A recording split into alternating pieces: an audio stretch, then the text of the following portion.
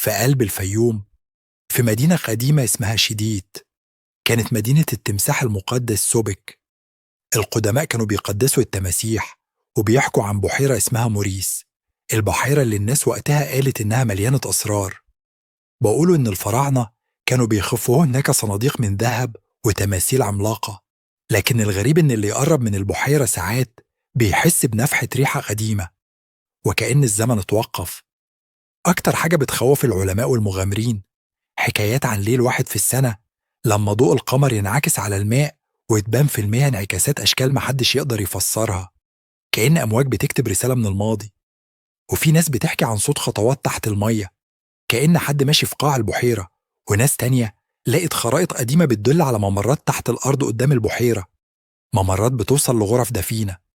تفتكر إيه اللي ممكن يكون مستخبي في شديد؟ كنز؟ عبادة قديمة؟ ولا سر فراعنة اتقفل؟ اكتب لي رأيك تحت، ولو عندك حد بتحب يشوف الحاجات الغريبة عملوا منشن دلوقتي.